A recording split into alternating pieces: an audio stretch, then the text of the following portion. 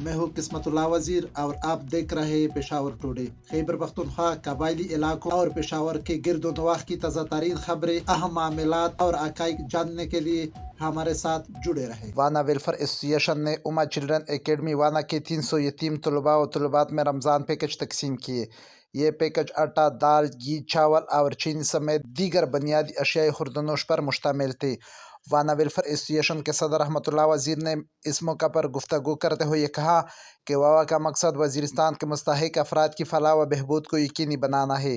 ان کا کہنا تھا کہ ایسوسی ایشن اما اکیڈمی کے طلباء و طالبات کی ہر ممکن مدد جاری رکھے گی اور رمضان المبارک کے دوران تمام طلباء کو راشن فراہم کیا جائے گا۔